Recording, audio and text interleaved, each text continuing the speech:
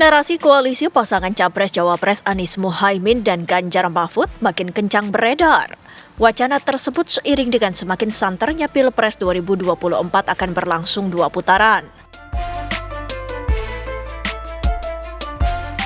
Terbentuknya koalisi Capres-Cawapres di putaran kedua pun diamini Wakil Presiden ke-10 dan ke-12 Yusuf Kala. JK meyakini pasangan yang biasanya akan melebur jadi satu adalah pasangan yang dalam putaran kedua berada di posisi kedua. Sementara itu, Ketua DPP PDI Perjuangan Puan Maharani menyatakan komunikasi politik secara formal dan informal akan dilakukan setelah pencoblosan pemilu 14 Februari 2024. Namun dirinya meyakini pasangan Ganjar Mahfud memenangkan Pilpres. Menanggapi wacana peleburan dua kubu Anies Muhaimin dan Ganjar Mahfud MD di putaran kedua Pilpres juga ditanggapi Capres nomor urut 3 Ganjar Pranowo dan Cawapres nomor urut 1 Muhaimin Iskandar. Keduanya menanggapi peluang tersebut ada dan masih terus dikomunikasikan.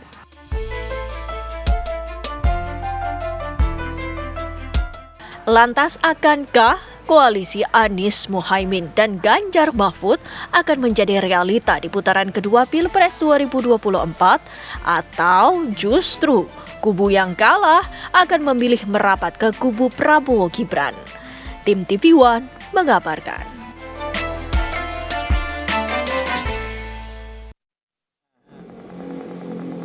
Yang selalu bersatu itu yang nomor 2-nya partai yang rankingnya ya, bukan nomornya, ranking 2 dan nomor 3 biasanya itu, sehingga bikin koalisi baru. Saya juga dulu waktu 2004 kan banyak partai, begitu ada koalisi baru, tapi kita tetap menang. Jadi ada peluang nih Pak, Pak JK mengatakan kalau misalnya memang terjadi putaran kedua ini ada peluang. Ya tergantung partai masing-masing dan selalu begitu. Jadi asal akol 3 maka yang menentukan suara itu yang terakhir di mana diarahkan partai.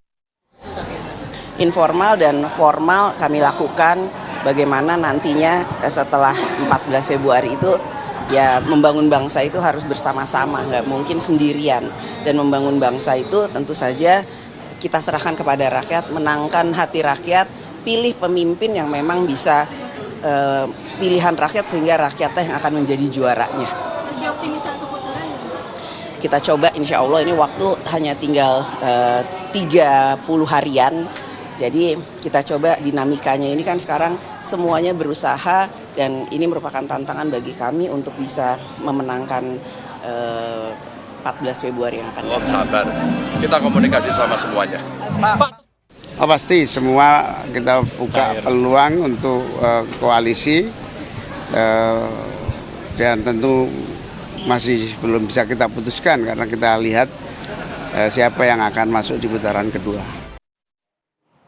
Ya kalau ditanya komunikasi sih pasti komunikasi ya, masing-masing paslon, masing-masing tim ses, tapi komunikasinya ke arah koalisi nantinya enggak kalau 2 putaran. Enggak. Dan apakah juga gema mengenai koalisi kubu 01 dan juga 03 ini dilakukan sangat gencar, apakah juga untuk mencegah 1 putaran? Nah, nanti yang akan membahas hal ini mengenai tersebut ada beberapa narasumber yang sudah hadir pada pagi hari ini. Sudah ada Mas Angga Putra Fidrian, juru bicara Timnas Amin. Selamat pagi Mas Angga. Kemudian juga di samping Mas Angga ada Bang Juri Ardiantoro, Wakil Ketua TKM Prabowo Gibran. Selamat pagi Bang Juri. Pagi Bang. Bang Juri, sehat ya? Kemudian juga ada Mas Imam Priyono, juru bicara TPN Ganjar Mahfud. Selamat pagi Mas Imam. Berarti Mas Bayu selamat pagi. Dan yang paling cerah pagi hari ini, bajunya nih, ini ada simbol nih biasa ya. Ada simbol nih. Ini Mas Pangi Syarwi Caniago, analis politik. Selamat pagi Mas Ipang. Pagi Mbak Rati, Mas Bayu, semuanya. Berbicara mengenai hal ini, saya mau ke 01 dulu. Ini kayaknya kode keras dari 01. Anies ucapkan selamat ulang tahun kepada PDIP, kemudian Caimin berziarah ke makam Bung Karno, dan kabarnya ada komunikasi, benar ada komunikasi, tapi komunikasinya seberapa intens sih? Iya, kalau komunikasi sih kita memang sering komunikasi gitu ya. Para petinggi partai komunikasi, para petinggi koalisi komunikasi, jubir-jubir juga saling komunikasi gitu. Kita ngelihat justru kan di awal dibilang bahwa politik ini riang gembira gitu ya. Jadi ya kita bisa keras di forum, kita bisa keras di media sosial misalnya, tapi secara hubungan personal harusnya nggak ada masalah. Dan sebenarnya juga ini jadinya agak misleading. Kenapa? Kan dibilangnya 01, 03 koalisi, kesannya salah satunya akan kalah gitu. Padahal jangan-jangan 01, 03 ini lagi sama-sama siap-siap menuju putaran kedua gitu. Kita buat tanding sama-sama biar lebih seru aja gitu. Jadi udah yakin 2 putaran ya? Ya, kita sih yakin 2 putaran.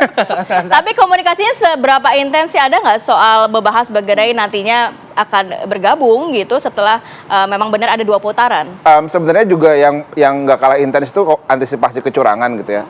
Karena kan kubu 1 dan kubu 3 salah satu yang resource-nya paling terbatas gitu ya. Sehingga kita gimana caranya mengantisipasi kecurangan-kecurangan pemilu ini bisa kita awasi sama-sama.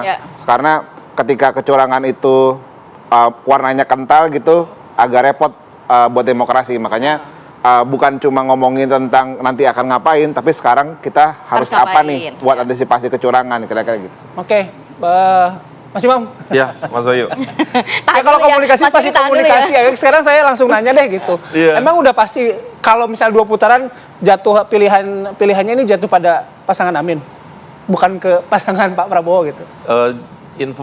Sebagai informasi ya, bahkan ke 02 pun benar kayak Mas Angga bilang, kita tetap membuka jendela. Ini juga Pak Sekjen Gerindra juga sempat sampaikan kan, kalaupun mungkin pintu masih tertutup, tetapi jendela harus tetap terbuka, komunikasi harus tetap dilakukan. Tetapi kalau dengan Timnas Amin, itu benar Mas Angga bilang, memang belakangan kita semakin intensif, apalagi kedeputian bidang hukum, timnya Prof. Todung itu semakin intensif ya, komunikasi ke teman-teman di Timnas Amin, karena belakangan kami mendapatkan informasi, bahkan Mas Ganjar langsung waktu mengumpulkan purnawirawan TNI dan Polri dan beberapa pensiunan ASN juga ada intimidasi di sana dan dilaporkan langsung ke Mas Ganjar.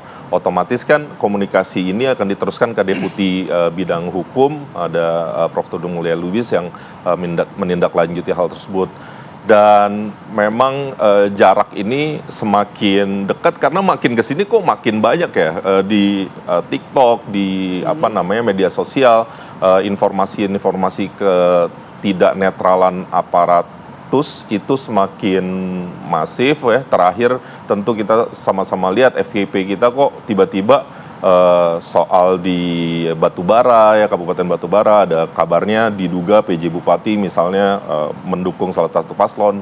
Di Sumatera Utara begitu ya, ada dinas pendidikannya tiba-tiba secara eksplisit membuka arah dukungan. Nah ini kan momentum komunikasinya jadi terbentuk gitu antara teman-teman. Jadi intensitas komunikasinya terbentuk karena dua paslon ini membaca adanya dugaan-dugaan kecurangan itu. Iya. Landasannya itu betul. Salah satunya itu akhirnya. Yang membuat kami bisa ketemu dan bukan karena suara 02 lebih tinggi dibandingkan nomor 01 dan juga 03. Kami justru lagi khawatir jangan-jangan yang satu putaran kami gitu. Jadi enggak khawatir kok satu putaran, kok khawatir, jangan khawatir dong. Jadi kan selama ini bukan kami yang klaim satu putaran, cuman kok hasil triangulasi dari survei, kemudian opini publik, opini media sosial ini justru positif trennya. Karena mungkin salah satunya Mas Ganjar paling rajin rasanya belusukan, Bu Atikoh calon ibu negara insya Allah juga belusukannya dahsyat gitu ya, nggak kalah Satset dan Tastes, dan Mas Alam Ganjar juga turun. Prof Mahfud sekarang punya acara yang lagi viral namanya Tabrak Prof, dan hal-hal itu kok tampaknya bikin kita semangat dan hasil-hasil kerja lapangan itu mulai tercermin di hasil survei. Oke, Mas Yuri, kalau melihat nih kubu 01 dan juga 03 nampaknya sudah ada komunikasi sedikit-sedikit begitu ya. Anda melihatnya apakah memang gema koalisi antara 01 dan 03 ini terus digaungkan karena juga untuk mencegah Pilpres satu putaran menurut Anda? Ya, di mana suara Anda cukup tinggi begitu, paling tinggi saat ini. Atau sebaliknya? Atau sebaliknya itu apa? Semakin kuat mereka berkomunikasi, membangun koalisi, semakin kuat untuk menuju satu putaran. Tapi gini, dari tadi ini klaimnya semua satu putaran nih kayaknya nih, masing-masing. Satu putaran. Jadi biasa saja sebetulnya komunikasi kan hal yang biasa antar partai politik, antar tim sukses, bahkan antar calon juga sebetulnya biasa saja. Meskipun kadang dibaca lebih dari sekedar komunikasi antar tim pendukung atau tim pasangan calon ya. Yang tidak dibaca kan juga banyak. Kan tidak sedikit juga teman-teman dari 01, teman-teman dari 03 juga komunikasi dengan 02. Itu sebetulnya biasa saja. Jadi nggak ada hal yang. Nah, posisi sekarang apakah diajak ngobrol juga nggak sama Paslon Amin dan juga tergantung temanya. Kalau hari ini diajak ngobrol juga ya, kalau hari ini ya. Gitu.